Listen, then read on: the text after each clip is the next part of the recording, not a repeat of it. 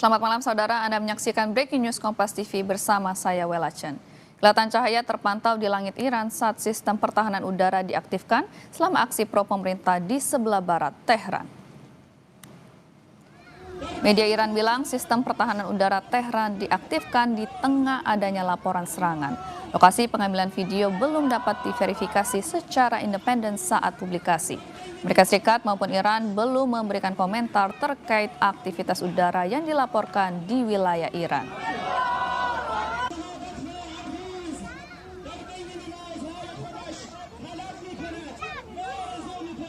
We intend to conduct the boarding of your vessel.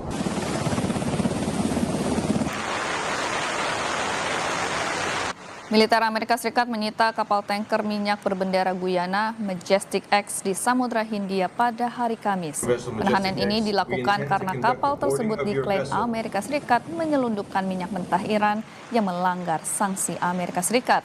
Data pelacakan kapal menunjukkan Majestic X berada di Samudra Hindia antara Sri Lanka dan Indonesia, lokasi yang sama dengan kapal tanker minyak Tiffany yang sebelumnya disita oleh pasukan Amerika. Kapal itu menuju Chosan, Tiongkok, saudara. Penyitaan ini terjadi sehari setelah Iran menyerang 3 kapal kargo di Selat Hormuz. Sampai berita ini dibuat, belum ada tanggapan langsung dari Iran terkait berita penyitaan tersebut.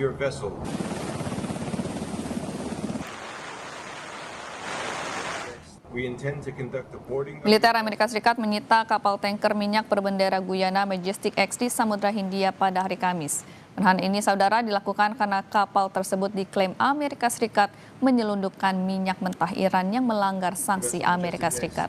Data pelacakan kapal menunjukkan Majestic X berada di Samudra Hindia antara Sri Lanka dan Indonesia, lokasi yang sama dengan kapal tanker minyak Tiffany yang sebelumnya disita oleh pasukan Amerika. Kapal itu menuju Chosan, Tiongkok. Penyitaan ini terjadi sehari setelah Iran menyerang 3 kapal kargo di Selat Hormuz. Sampai berita ini dibuat, saudara, belum ada tanggapan langsung dari Iran terkait berita penyitaan ini.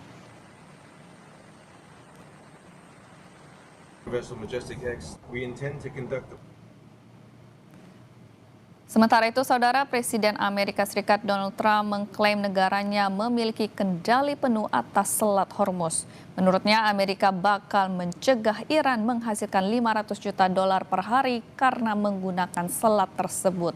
Trump menyebut Selat Hormuz bakal dibuka kembali jika Iran dapat membuat kesepakatan dengan Amerika Serikat.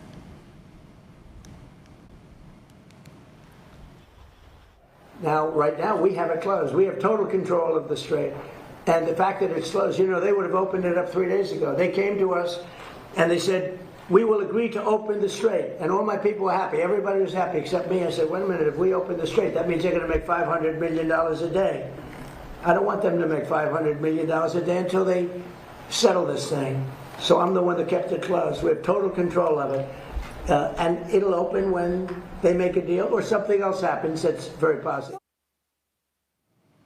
Sementara itu, saudara, kapal induk Amerika Serikat USS George H.W. Bush tiba di kawasan Timur Tengah. Komando Pusat Amerika Serikat CENTCOM mengumumkan kedatangan kapal USS George Bush di perairan Timur Tengah melalui media sosial X pada Kamis lalu. Ini jadi kapal perang ketiga Amerika Serikat yang kini beredar di kawasan tersebut. Sebelumnya, saudara, kapal induk USS Gerald Ford dan USS Abraham Lincoln dilaporkan juga tengah beroperasi di Laut Merah.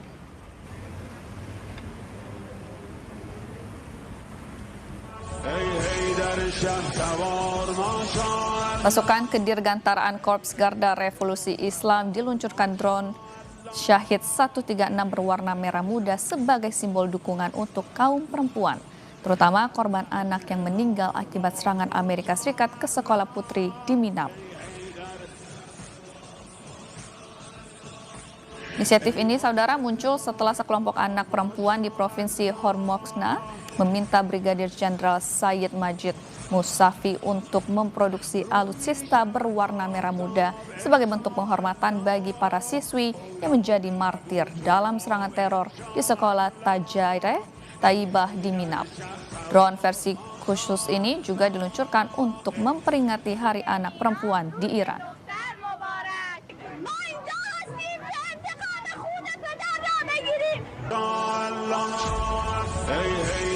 شهسوار ماشاءالله ای غیرت ذوالفقار ماشاءالله. بسم الله الرحمن الرحیم. این کار قشنگ و بچه‌های سپاه دارن انجام میدن در پاسخ به درخواست پسران ایران زمین. Saudara, Korps Garda Revolusi Iran juga merilis sebuah video yang menunjukkan sebuah rudal dicat biru menyusul permintaan dari seorang anak laki-laki. Tanggal dan lokasi pengambilan gambar tersebut tidak dapat diverifikasi secara independen pada saat publikasi. Sebelumnya ada seorang anak laki-laki, Muhammad Karim Muda, yang meminta Garda Revolusi untuk mengecat rudal menjadi biru.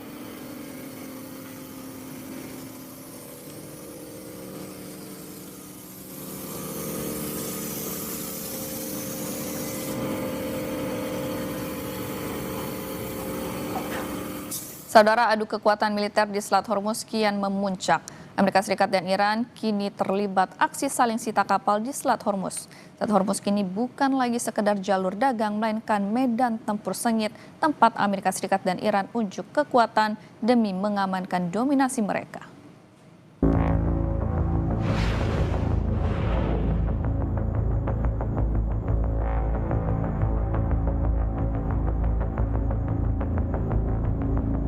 Ketegangan di Selat Hormuz belum mereda. Jalur vital pasokan energi global ini berubah jadi medan pertempuran sengit dalam perebutan kendali strategis antara Amerika Serikat dan Iran. Kedua negara kini terlibat aksi saling sita kapal di Selat Hormuz. Angkatan Laut Iran mencegat 2 kapal MSC Francesca yang diklaim terafiliasi dengan Israel dan Epaminondas di Selat Hormuz. Sebelumnya, militer Amerika Serikat juga menyita kapal kargo Iran MV Tosca yang diklaim menerobos blokade Amerika Serikat di Selat Hormuz. Presiden Amerika Serikat Donald Trump mengklaim negaranya memiliki kendali penuh atas Selat Hormuz. Amerika Serikat bakal mencegah Iran menghasilkan $500 juta per hari karena menggunakan Selat Hormuz. Trump menyebut Selat Hormuz bakal dibuka kembali jika Iran dapat membuat kesepakatan dengan Amerika Serikat.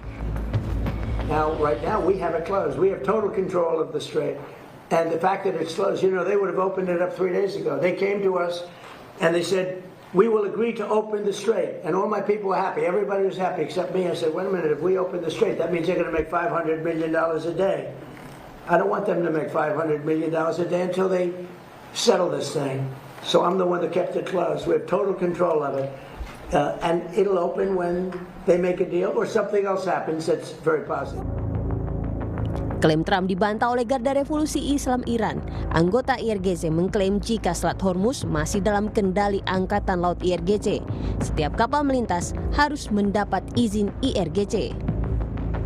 تا این لحظه تنگه هرمز تحت کنترل شدید نیرو دریایی سپاه است و کشتی‌های نظامی و دیگر کشتی‌هایی که با کشورهای متخاصم علیه ایران همکاری دارند اصلا اجازه عبور از تنگه رو ندارند و دیگر کشتی‌های باری بعد از دریافت مجوز از نیرو دریایی سپاه میتونن از تنگه هرمز عبور کنند.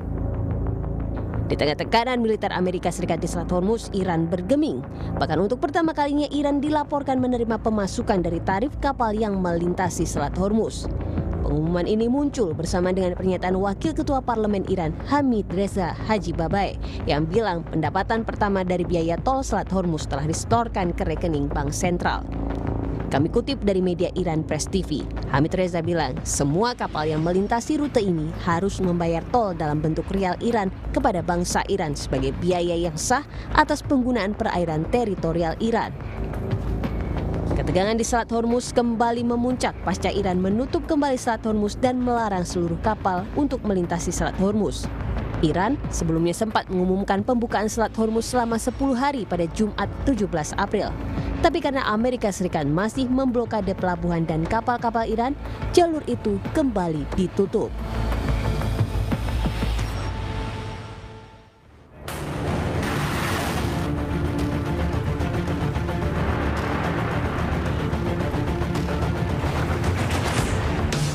Genderang perang di Timur Tengah kembali ditabuh kencang setelah Menteri Pertahanan Israel mengeluarkan ancaman sejak pecahnya konflik Februari lalu. Ya, Israel secara resmi menyatakan pasukannya telah menyisir target-target strategis dan hanya menunggu lampu hijau dari Gedung Putih untuk meluncurkan serangan yang diklaim akan mengembalikan Iran ke zaman batu. הוכרע לחידוש המלחמה מול איראן. צה"ל ערוך בהגנה ובהתקפה ומטרות מסומנות. ממתינים לאור ירוק מארצות הברית, בראש ובראשונה כדי להשלים את חיסול שושלת חמינאי, יוזם תוכנית ההשמדה נגד ישראל, ואת מחליפי המחליפים של מנהיגות משטר הטרור האיראני.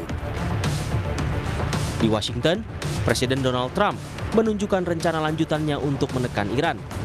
Trump mengatakan ia tidak terburu-buru mengakhiri perang karena ingin mendapatkan kesepakatan yang bagus dengan Iran. Baginya, waktu adalah senjata paling mematikan bagi Iran yang militernya diklaim sudah dilumpuhkan Amerika Serikat dan kini sedang sekarat di bawah blokade total Angkatan Laut AS. I took the country out militarily in the first 4 weeks. I took it out militarily. Now all we're doing is sitting back and seeing what deal. So right now, I don't want to rush it because you guys are, trying to make us look as bad as possible. I don't want to rush it. I want to take my time. We have plenty of time. And I want to get a great deal. I want to get a deal where our nation and the world... Juru bicara Kementerian Luar Negeri Iran, Ismail Baghei, menegaskan Iran menolak tunduk kecuali kedaulatan mereka atas Selat Hormuz diakui secara internasional dan seluruh sanksi dicabut. Iran menegaskan isu nuklir tidak lagi dapat menjadi pokok bahasan utama negosiasi, tapi pengakuan kedaulatan Iran yang terpenting. این صحبت‌هایی که شما میشنوید در مورد اینکه ایران دچار چند دستگی است یا ایران نمیتواند تصمیم بگیره، خب نوعی فرافکنی است و الان اینجا دیگه موضوع هسته‌ای، موضوع اصلی مذاکرات نمیتونه باشه.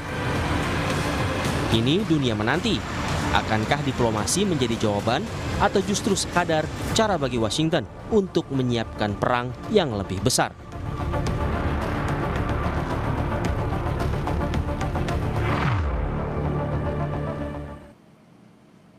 Sempat mendapatkan perawatan intensif di rumah sakit, saudara, Prakariko Pramudia, prajurit TNI yang bertugas di Lebanon, meninggal dunia.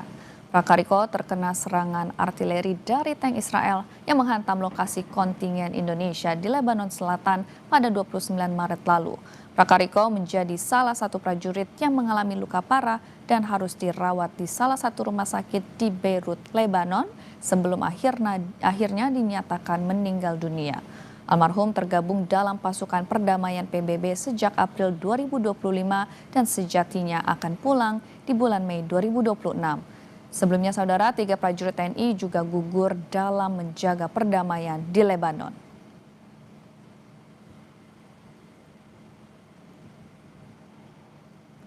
Dalam akun media sosial Kemenlu, pemerintah Indonesia menyampaikan duka cita mendalam atas gugurnya Prakariko Pramudia, prajurit Indonesia dalam misi perdamaian UNIFIL. Indonesia terus mendesak PBB melakukan investigasi menyeluruh, transparan, dan akuntabel guna mengungkap fakta secara pertanggungjawaban atas insiden ini.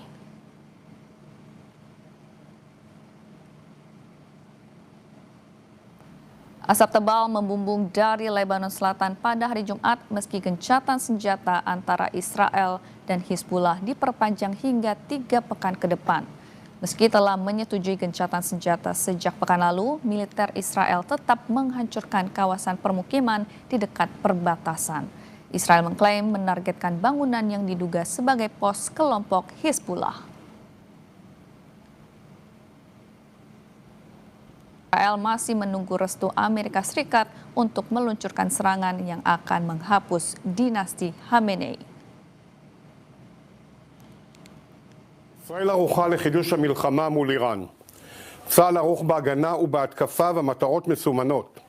ממתינים לאור ירוק מארצות הברית, בראש ובראשונה כדי להשלים את חיסול שושלת חמינאי, יוזם תוכנית ההשמדה נגד ישראל, ואת מחליפי המחליפים של מנהיגות משטר הטרור האיראני. Sorotan lainnya, saudara, Italia tegas menolak usulan Amerika Serikat yang meminta timnasnya menggantikan timnas Iran di Piala Dunia 2026. Kedutaan Besar Iran untuk Italia menilai usulan Amerika Serikat sebagai kebangkutan moral.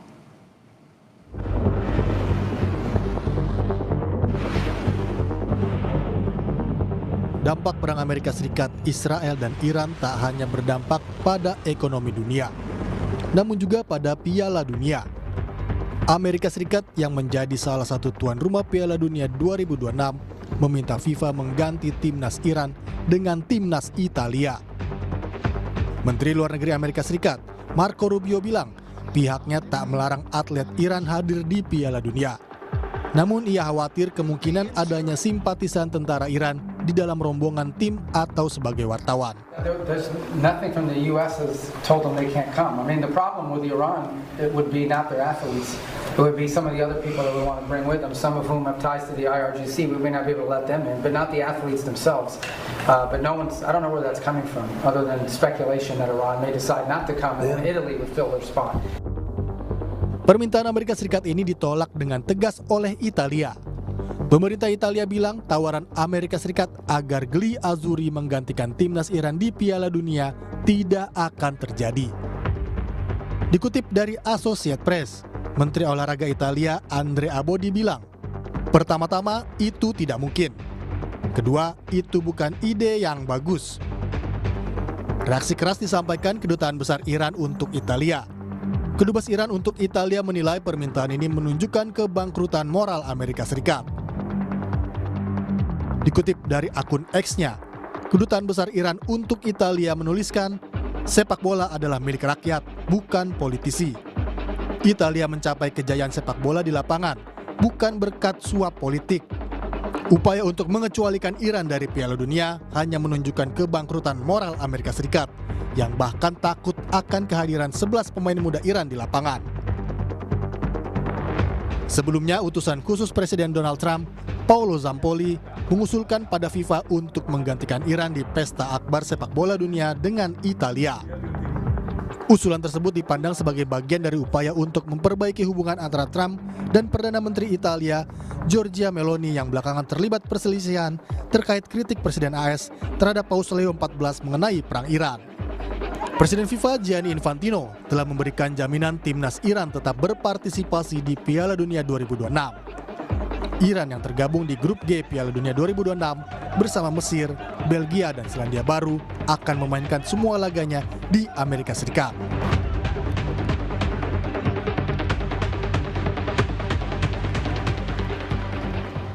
Jangan beranjak dulu saudara, breaking news Kompas TV akan segera kembali usai jeda.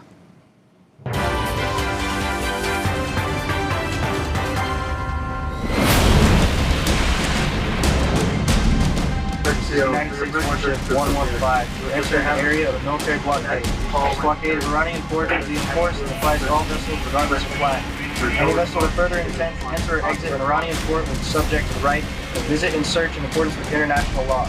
If you attempt to run the blockade, you will compel compliance with court.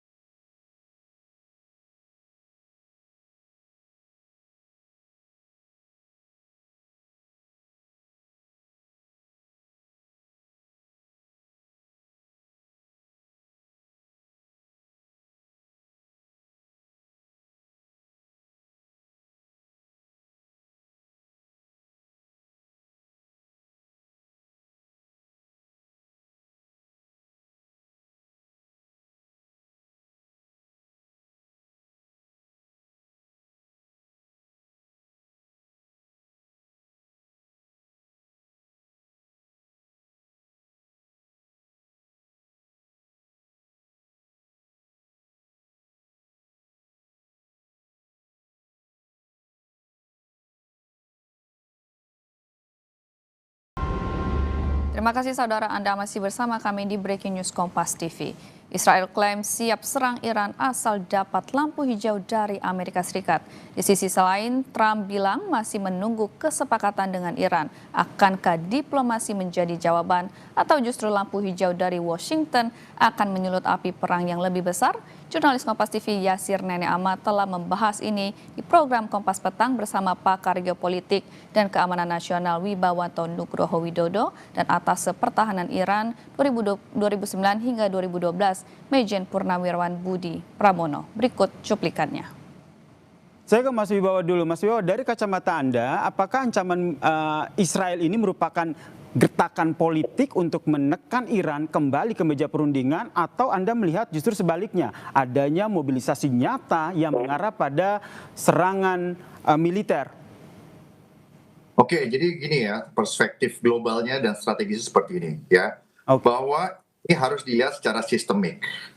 Amerika sebagai superpower saat ini ya, itu mempertaruhkan segala sesuatunya untuk memastikan bahwa Uni Arab GCC dan juga Israel ya, dan juga memastikan bahwa Amerika Serikat mendapatkan akses penuh kepada choke points Selat Hormuz ya. Nah, yang berikutnya Amerika Serikat pasti ya dalam hal ini mencegah munculnya rivalitas aliansi dari Rusia dan China ya, China dan Rusia. Cegah terbentuknya regional security structure yang di mana Iran itu mempunyai peran yang dominan dan di backup oleh China dan Rusia. Itu sebenarnya. Jadi ada pertarungan itu. Ya, sementara dari perspektif Iran adalah sebaliknya, seperti yang saya terangkan tadi. Ya, itu poin pertama. Poin kedua yang kita mesti lihat di sini, ini bukan lagi mengenai operasi militer. Ya, ini bicara mengenai kalkulasi ya, yang disasar adalah sasaran militer dan juga sasaran energi Iran. Oke. Skenario kedua, kemungkinan yang akan diserang nanti adalah tokoh-tokoh senior dari pemerintahan Iran saat ini. Ya, tujuannya dekapitasi dan diharapkan akan menimbulkan suasana yang keotik ya, sehingga akan ada perubahan di dalam kemungkinan. Yang ketiga adalah kondisi yang out of control ya, di mana Amerika dan Israel di sini ya sudah siap untuk menghadapi resiko ini pecah menjadi perang regional. Karena di sini posisinya Iran itu siap merespon secara militer ya berbagai kekuatan yang ada ya. Oke. Ancaman Israel dan Amerika. Itu poinnya tuh ya. Baik. Sementara kita harus melihat ini dari perspektif kuantum. Kenapa kuantum? Karena di satu sisi Amerika mengatakan kami mau berdiplomasi, kami mencegah kondisi perang yang eskalatif. Di satu sisi itu melakukan hal-hal yang berisiko akan memunculkan eskalasi gitu. Karena tujuannya tadi itu strategi objektifnya itu mempertahankan struktur yang ada saat ini. Itu poin dari saya itu. Itu dulu deh. Saya ke Pak Dodi Purnomo sebagai atas pertahanan Iran 2009-2012 tentu tahu betul bagaimana geopolitik di sana. Anda melihat dengan apa yang disampaikan oleh Israel menunggu lampu hijau dari Amerika Serikat, dari Iran sendiri strateginya akan seperti apa? Ya Mas, kalau saya sampaikan bagaimana perspektif Iran dalam hal ini, tentunya Iran sadar bahwa yang namanya Israel dan Amerika ini akan menyerang fasilitas energi dari yang Iran punyai. Nah, kemudian kita juga harus tahu bagaimana hubungan mutualisme antara Israel dan Amerika dalam hal ini. Israel sangat perlu Amerika kalau menurut saya. Kenapa? Ada kira-kira 3 pilar yang dia harus mau tidak mau harus hubungan tetap dijaga dengan Amerika. Yang pertama, kita melihat political leverage. Jadi mau tidak mau Israel ini tidak bisa berjalan sendiri dengan posisi dan di bidang penyelidikan pun ya ini juga tetap akan bantuan Amerika match gitu kan. Pengamanan Mossad ya, ketika Mossad bagaimana masuk ke dalam tubuhnya Iran, ini tidak lepas dari bantuan Amerika. Terutama Mossad ketika dia melakukan penggalangan di mana kita selalu mengenal bahwa operasi garis dalam di mana di dalamnya karena kerjanya Mossad. Gantungan Israel terhadap lampu hijau dari Washington DC, apakah ini bentuk koordinasi strategis atau hanya sekedar upaya Israel untuk mengamankan dukungan logistik? Ya, Mas, tadi sudah saya sampaikan baik secara politik, baik secara intelijen maupun secara logistik, ini semuanya depend on Amerika. Dan depend on Amerika ya. pun persepsi Amerika saat sekarang ini, kalau dalam kehidupan militer ini Mas ya, ada perintah komandan kemudian isi senjata. Nah, itu pasti dijawab sama anggota itu, senjata isi dan terkunci. Nah, ini saya mengquote apa yang disampaikan oleh Menhannya Amerika, Pete Hegseth ini. Dia udah menyatakan bahwa locked, loaded. Jadi senjatanya memang sudah isi, munisi isi, terkunci. Tinggal ada perintah aba-aba buka kunci, kemudian sasaran, nah tembak. Nah, jadi apa artinya?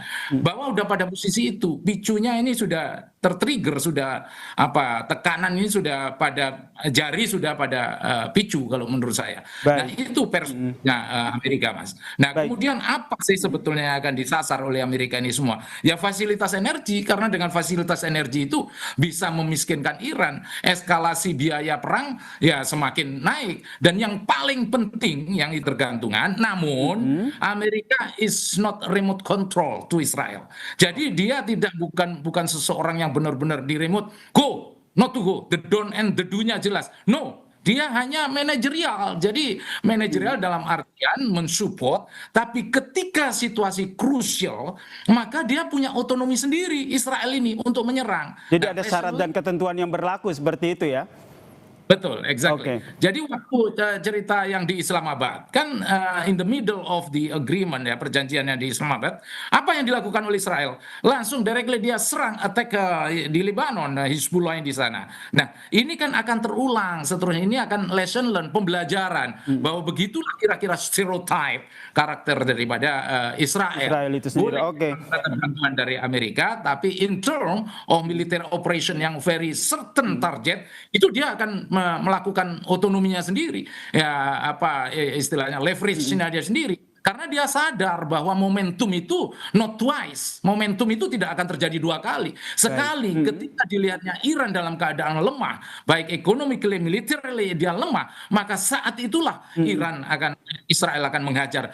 Jadi seperti kata yang Anda sampaikan tadi, tergantung Amerika, yang dipertimbangkan oleh Amerika juga bagaimana kondisi Iran saat ini. Saya ke Mas Wibawa, kalau tadi kata Pak Budi semua tergantung Amerika, di sisi lain Israel sendiri tidak bisa diatur ataupun tidak bisa jadi boneka begitu saja dalam tanda kutip. Anda melihatnya apa yang menjadi pertimbangan dengan melihat kondisi dari Iran itu sendiri? Iya, jadi saya tadi mengkomplement ya. Jadi kenapa Israel itu kuat ya? Karena Israel itu kuat secara militer, kuat secara intelijen, teknologi, dan didukung oleh Amerika secara strategis politik yang sifatnya global class gitu. Ya, itu poinnya tuh. Jadi mereka punya kemampuan sendiri, punya otoritas sendiri untuk mengambil tindakan yang dianggap perlu untuk kepentingan survival mereka, melawan yang dianggap menekan mereka. Makanya Israel itu susah ditekan. Ya, karena kalau semakin mereka ditekan, mereka juga melawan gitu. Jadi kalau seandainya seperti itu, Mas, Pak Wibawa, saya potong, makna dari lampu hijau dari yang disampaikan Israel ini dibacanya seperti apa? Loh, karena, tahu dulu Mas, karena kondisi ini, itu impactnya global gitu poinnya ya. Jadi ada irisan antara konflik Timur Tengah, dia sudah masuk Samudra India.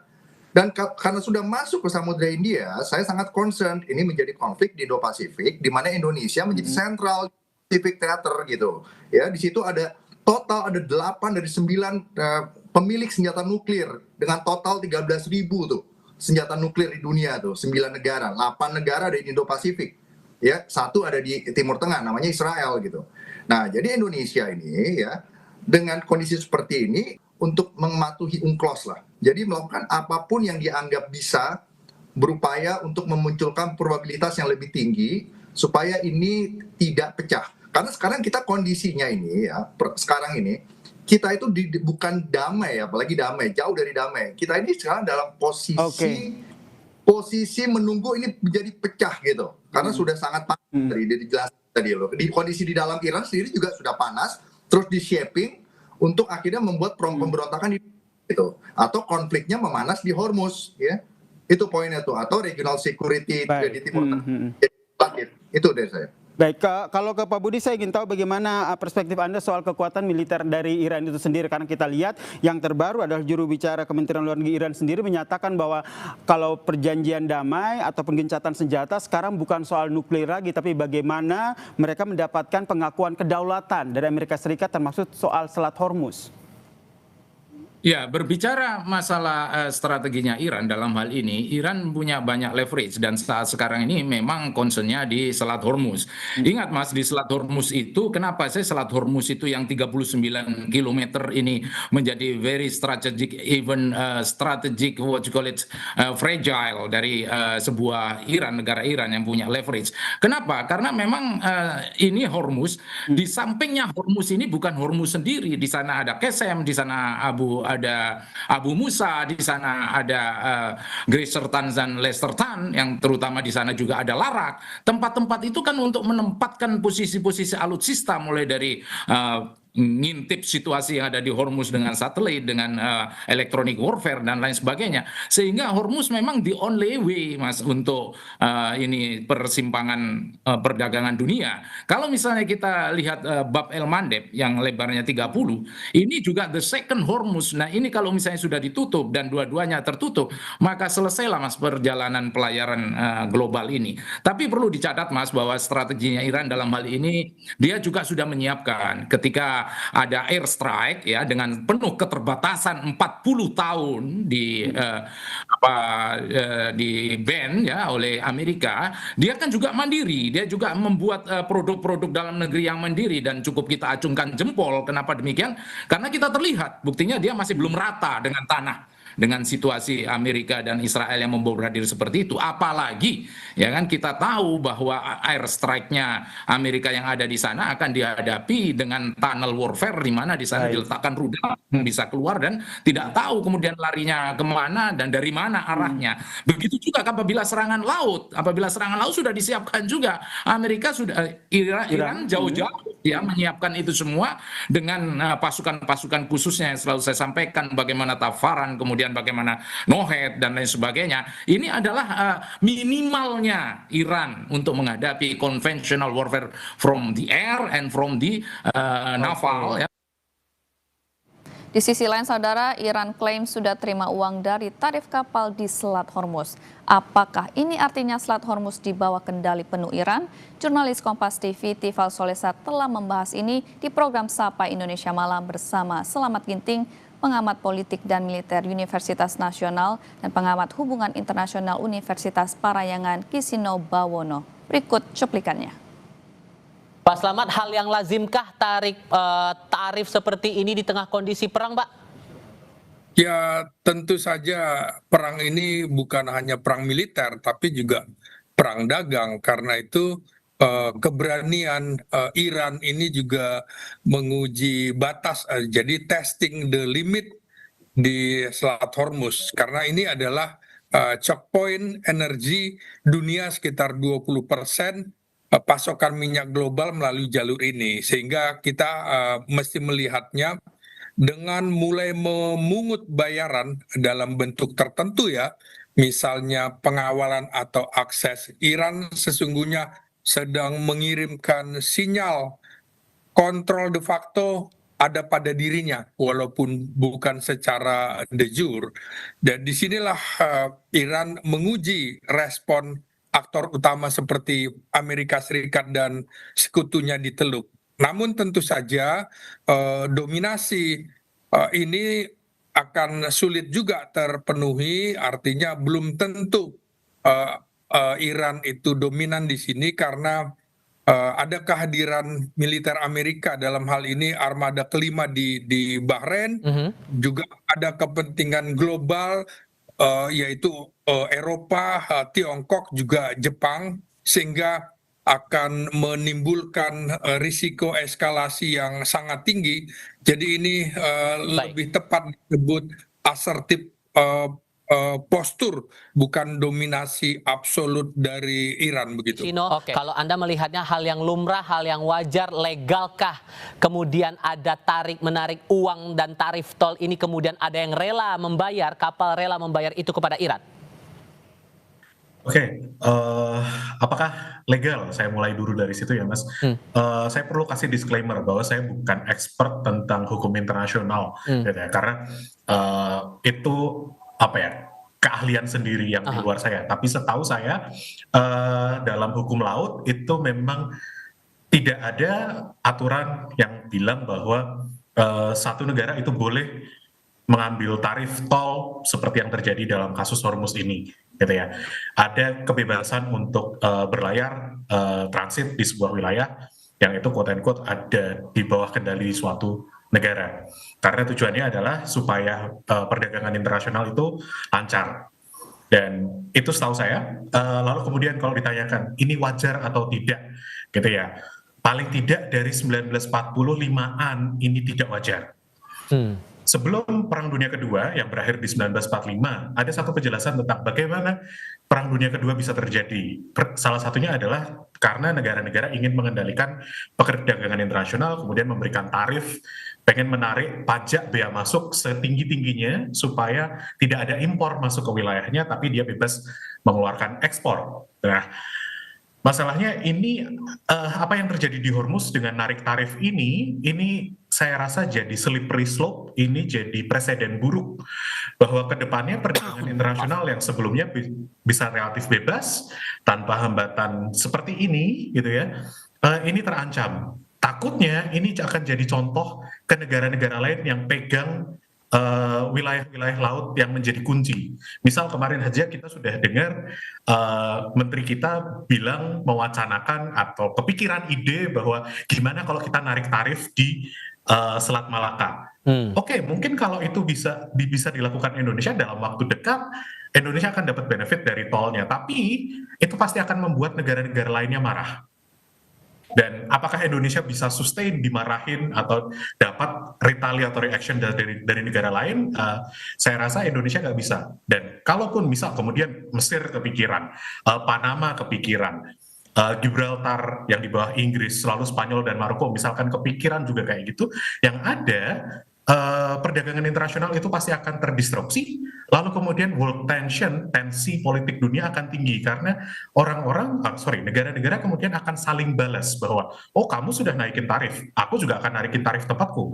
Dan ya, Perang Dunia Kedua singkatnya penjelasan ekonominya terjadi karena policy beggar thy neighbor policy, yang itu tidak jauh dari ketakutan saya kalau kemudian banyak negara melakukan penarikan tarif di wilayah-wilayah perairannya seperti Iran di Hormuz. Oke, sehingga Pak Slamet, kalau saya bilang ini upaya Iran yang tampaknya menegaskan posisi mereka sebagai pemegang kendali di tengah perang ini, makanya kemudian mematok tarif dan ternyata ada yang mau membayar tarif itu kepada Iran, tepat nggak pandangan itu, Pak Slamet? Ya, pertama tentu saja perusahaan pelayaran akan menghindari risiko hukum dan keamanan. Negara-negara pengguna energi juga akan menolak presiden tol ilegal. Ya, tentu beda dengan asuransi maritim, sehingga akan ada penolakan juga dari beberapa negara, sehingga ini membuat biaya tidak rasional. Artinya memang dalam jangka pendek menurut saya kemungkinan akan ada yang membayar juga karena kekhawatiran, karena alasan pragmatis ya. Jadi dalam jangka panjang, dalam jangka menengah juga tentu akan ditinggalkan dan akan dipaksa berhenti. Ini kan publik melihat, negara-negara lain juga akan melihat bahwa ini ada upaya saling blokade, dan ini bukan hanya dilakukan oleh Iran, tapi juga dilakukan oleh Amerika. Sama juga Amerika juga memasang tarif, kalau tidak akan diloloskan atau akan ditembak. Jadi Anda melihat indikasinya bisa seperti itu perlawanan dari AS, ikut menerapkan tarif juga? Iya, kemungkinan juga begitu. Lolos dari situ akan lolos. Jadi ini kan perebutan sumber di Selat Hormuz. Jadi ini justru menurut saya bisa menjadi skenario paling berbahaya. Akan ada saling balas, akan ada saling pembatasan akses gitu. Apalagi kalau kemudian tahapan eskalasinya bisa terjadi semakin tinggi. Ini yang dicari adalah gray zone konfliknya di mana, zona abu-abunya di mana. Penyitaan kapal apa iya boleh seperti itu. Terus gangguan navigasi juga bisa dilakukan baik terutama oleh Amerika gitu. Nah, karena itu Iran juga akan menggunakan drone dan cyber attack untuk melawan blokade Amerika. Ini yang menurut saya akan membuka serangan juga terhadap kapal perang atau kapal tanker dalam waktu dekat jika kedua belah pihak itu tidak mau mengalah gitu ya. Penembakan rudal anti kapal itu potensi juga dilakukan oleh Iran dan juga oleh Amerika. Jadi ini yang membuat serangan ke fasilitas energi di negara-negara Teluk bisa terjadi, terutama akan dilakukan oleh Iran. Jadi akan ada serangan-serangan balasan, serangan udara terbatas juga oleh Amerika. Ini yang menurut saya bisa menimbulkan perang terbuka, dan operasi militer terhadap Iran juga sangat mungkin kalau penutupan total Selat Hormuz itu dilakukan begitu. Oke, Mas Kisino juga menangkap hal yang sama, bahwa lebih banyak risiko yang akan ditanggung terutama untuk Iran yang telah menerapkan tarif dan ada yang membayar tarif itu kepada Iran, atau justru Anda menangkap ada benefit terutama menegaskan posisi Iran di tengah perang ini? Benefit short termnya jelas ada, yaitu duit. Itu harus diakui. Kalau memang benar klaim itu sudah terjadi ya, bahwa sudah ada pembayaran, sudah quote-unquote bisa terverifikasi, itu benefit ke mereka on the short term. Tapi on the long term, on the mid term juga, saya rasa ini agak tricky. Saya rasa bagi Iran gitu ya, kembali ke kondisi normal itu adalah kondisi idealnya mereka. Mereka mungkin bisa sustaining masyarakatnya untuk mendukung perang mereka karena mereka yang diserang dalam momen ini. Tapi ya suatu saat pasti rakyat mereka sendiri juga akan lelah, akan capek, dan dukungan publik yang wavering ketika momen perang kayak gini, even ketika Iran itu allegedly itu pemerintahan yang diktatorship gitu ya, walaupun ada elemen demokrasinya, lama-kelamaan juga pasti akan terlalu berisik sehingga tidak bisa diabaikan oleh pemerintahan di Teheran. Dan di sisi lain, kalau ini kemudian apakah bisa dianggap sebagai klaim bahwa mereka bisa mengontrol Hormuz, ini wilayah yang dikendalikan oleh mereka? Yes, saya rasa bisa dianggap sebagai bentuk asersi dari Iran bahwa kami mengendalikan wilayah ini pada waktu ini gitu ya. Walaupun saya juga melihat bahwa gini, Iran bisa mengendalikan Hormuz di waktu ini karena dalam tanda kutip waktunya, konteks momennya memang bisa. Karena kalau gini, katakanlah ada proses retaliasi yang lebih substansial dari Amerika Serikat, atau mungkin dukungan publik terhadap perang ini di Amerika Serikat itu lebih tinggi, saya rasa juga Iran akan kesusahan untuk benar-benar mengendalikan Hormuz. Benar-benar mengancam bahwa kita akan melakukan A, B, C, laying mines, akan taking over kapal dan semacamnya. Karena kalau ada justifikasi yang lebih besar di publik Amerika Serikat sehingga Amerika bisa mengambil tindakan yang lebih substansial, saya rasa Iran juga pasti akan kesusahan. Mereka selama ini saya melihatnya gitu ya, Iran itu kalau mau retaliasi itu di level yang istilahnya setengah-setengah. Tidak terlalu kasar, tidak terlalu besar sehingga kemudian Amerika dari dalam tanda kutip marah besar publiknya, lalu kemudian bilang pada pemerintahan Trump, ya silahkan Pak diserang habis-habisan, monggo gitu, sehingga Amerika kemudian serangan besar-besaran melebihi apa yang sudah terjadi. Nah, Iran saya rasa nggak bisa kayak gitu. Mereka ya udah kita sekarang kendalikan Hormuz, kita serang beberapa kapal, kita taruh mines dan semacamnya.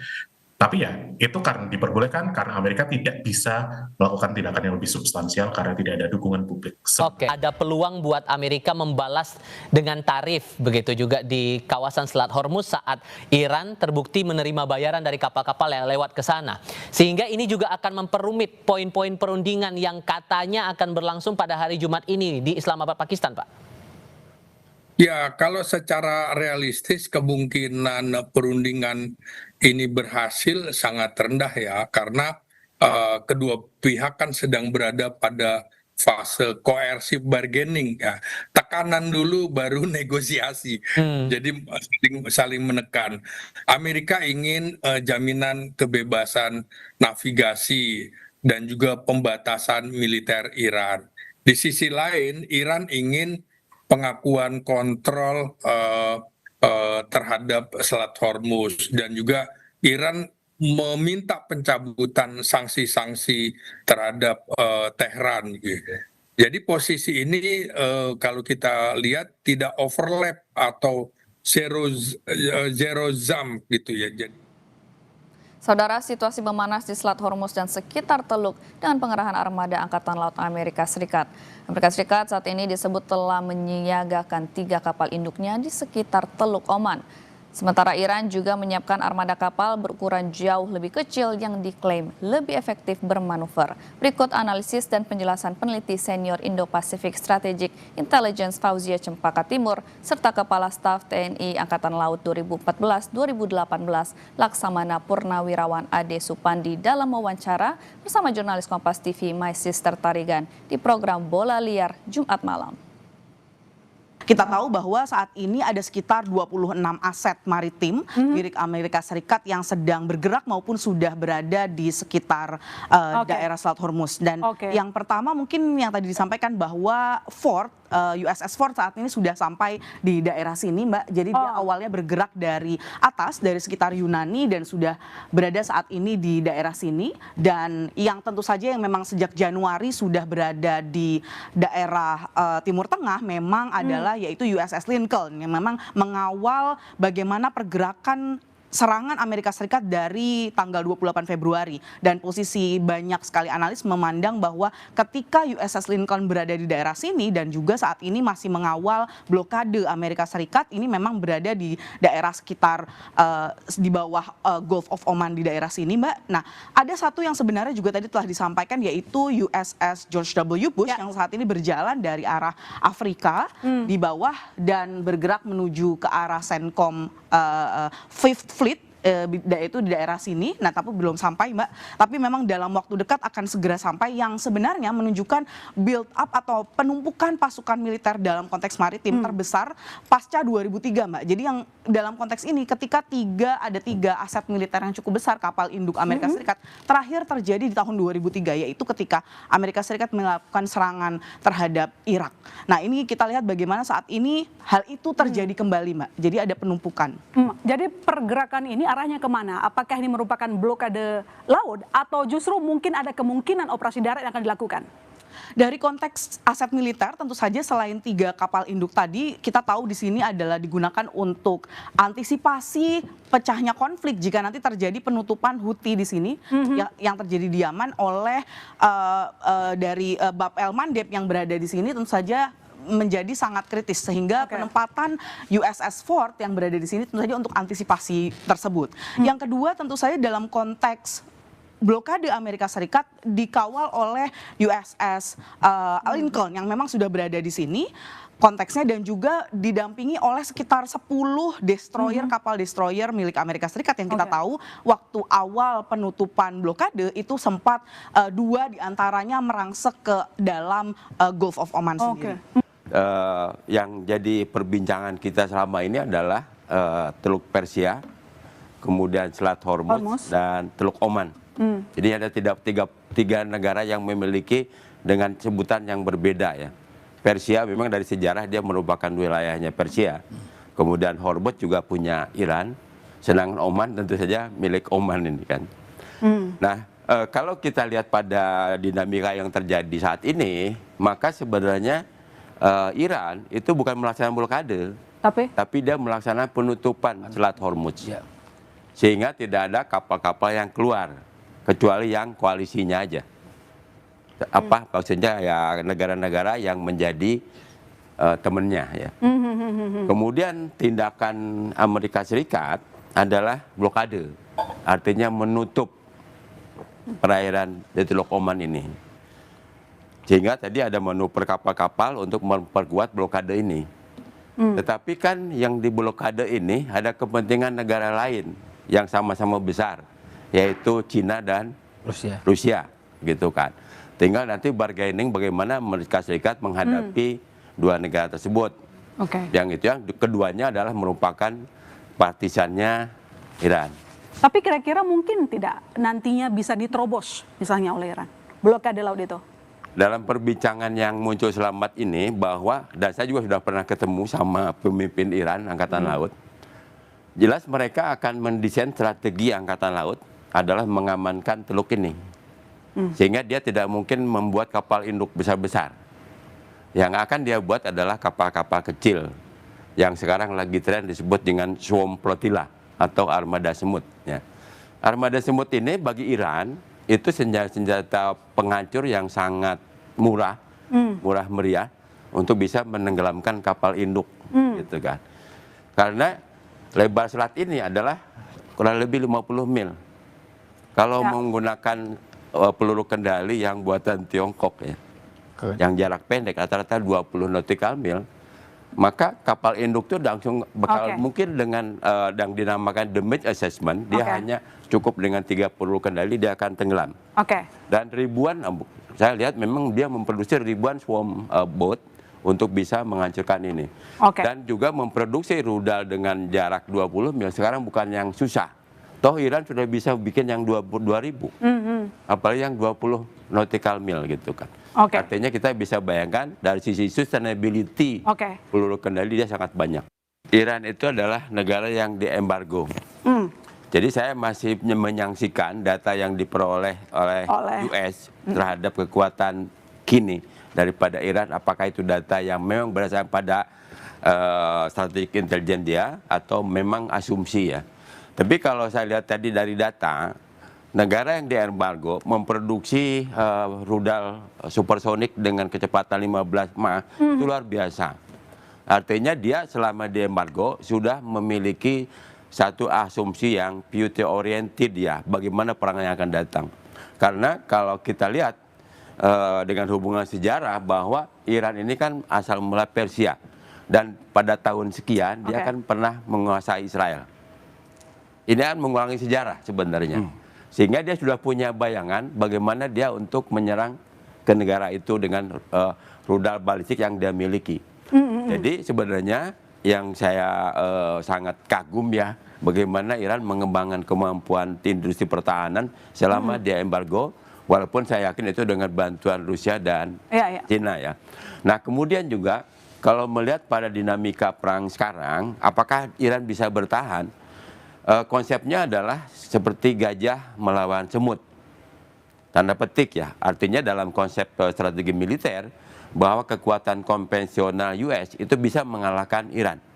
Tapi Iran memiliki kekuatan asimetrik dan berikutnya adalah kekuatan yang sifatnya adalah yang dikembangkan dari sistem pertahanan armada semut tadi. Ya, tapi kalau misalnya tadi kita lihat dari data DIA ya, itu lihat ini dari meskipun tadi Bapak bilang belum tentu 100% benar, tapi dari laporan ini saja menunjukkan bahwa Iran itu masih kuat. Ini berbeda dengan pernyataan dari Trump seakan-akan Iran itu sudah keok.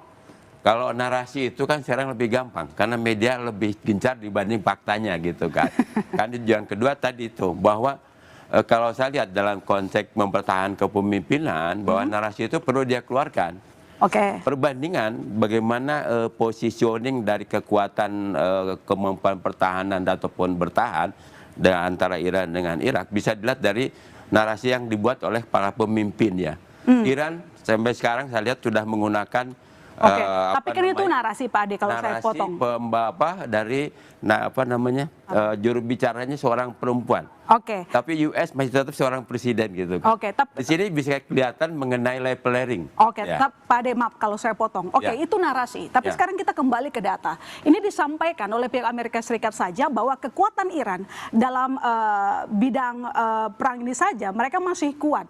Sangat berbeda dengan disampaikan oleh Trump. Kalau kita concern ke sini, artinya seberapa kuat Iran menahan kekuatan dari Amerika? Sekarang kan serangan ke Israel kan sudah dikurangi. Ya, hanya sporadis saja. Tapi kan wait and see-nya, apakah armada blokade US udah ada yang menerobos Selat Hormuz? Belum ada sampai sekarang. Artinya bahwa US sendiri belum tahu kekuatan real, terutama berkaitan berapa jumlahnya Swarm Flotilla tadi, gitu kan.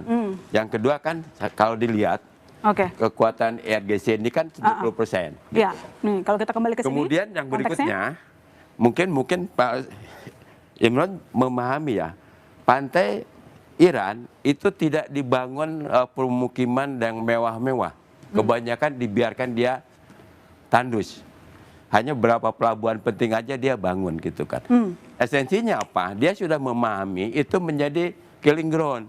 Kalau itu akan dijadikan tempat pendaratan. Beda dengan di kita kan di Tiongkok, di Singapura, pantai itu pasti bagian yang paling mahal untuk pemukiman. Tapi pesisir Iran itu tidak ada pemukiman yang mewah. Sehingga dia kalaupun diserang oleh US, tidak akan rugi gitu kan. Informasi tadi sekaligus mengakhiri perjumpaan kita di Breaking News Kompas TV, Saudara. Terima kasih atas kebersamaan Anda. Sampai jumpa.